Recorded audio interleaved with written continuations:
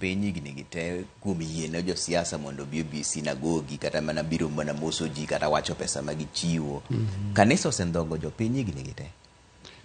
Kanisa osenjao wach. To wacha kod penjo mokwongo manende jadolo Japolo nende wuoye. Ka ja siasa odonje kanisa, chandruok mararacha malich mokalo en ni yudo ka ng'ato kata ka nende chiko chokruok kata ne yalo to ni ka ni koro wan kod ng'ane ne mheshimiwa ng'ane odonjo. Aeto kata kowacho tiyudo ka jogo miluongo ni ushers makonyo ji donjo gole to kele nyime. Ati manyo ne kom machiegni gi sinagogi kata machiegni gi bishop kata machiegni gi jayalo. En paro modok chien. Nikech sama ng'ato bire kanisa, obiro winjo wach mana kaka Japolo wacho. Kama nende thuolo nitie, kama nende asha kete ji, ka nende ji osepong'o nyime, obed chien, ka dipo ni wach Nyasaye mokele. Owinj wach, to ong'wan mumbe mos ka dine pono ting'o muma, oa. Kodwa moso ji, omos ji oko. To kata oko mar kanisa kende, kaber, to oko mar gate mar kanisa. Mondo onyisre ni gimo kele no en wach Nyasaye oonge kod saba moro. To sama ng'ato chiwo kata sadaka, kore kidwa landi ng'ane milion kata aluf kama, pesa no odhi bure. Nikech ang'o? Migo godo tung kod turumbeta ok mar Nyasaye. Ok mano pogore kod arambe mitimo moriere mar kanisa. Minyalo wacho ni ng'ane iyo kowno gima kama, ng'ano kowno gima kama. To mar sadaka, ni kawuono kelonu sadaka siling makama.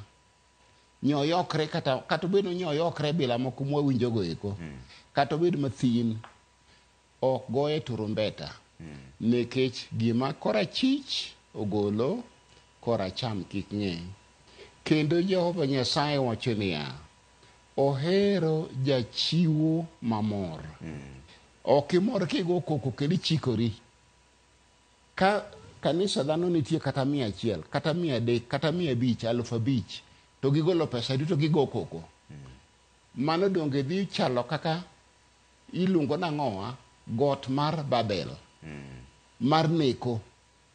To koro ng'wono ma Nyasaye nikech ng'wono ma Nyasaye ok dwar koko, bendo ke ohero ng'ai, kata kit sunga, kata kit tingruok malo. Mano Nyasaye odagi. Moloya hinya wan joduond warruok kod chang. Wadagi mano. Kendo Archbishop marwa Dr. Winnie Owiti odagi mano sawasawa. Kendo puonjo wan bishobe ni wan bende wapuonjo mamoko kamano. Tun kaka jodolo donge une gi role moro dongere luongo ni tich mutiyo mar siemo ne jopiny ni telo makare chalo kama.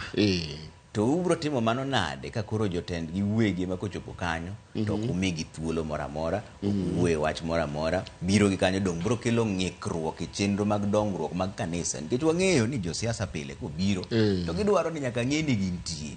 To koyud ni kanisa nino koro kata gibire to ok wach ni gintiere, ok migi thuolo mar wuoyo, ok wach gima gigolo, ok gibibiro, to dongruok dhi akanya. Ineno Nyasaye ma watiyone ok dwar ng'ata kendo ok dwar kony kuom ng'ata.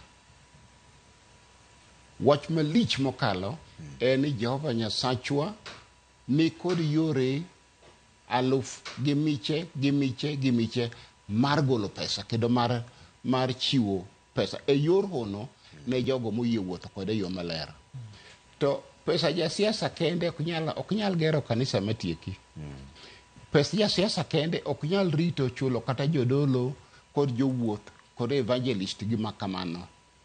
en ng'at achiel kata gin ji ariyo ok ginyal rito kanisa kata kanisni chakre Januari nyaka Desemba higa ka higa, ok nyalre. Kata obed mana kanisa mag roho kaka jo-Israel, kata obed mamoko mag Pentekote kaka duond warruok kod chang, kata obed mana Anglican, pod nyaka gilos yore moko mabecho maler mag yudo pesa manyalo rito tich. To Nyasaye ok jadhier manyalo miyo ni ka jasiasa ok obiro to koro lich ahinya kendo koro tich ok dhi dongo, mano ok adiera. To Pastor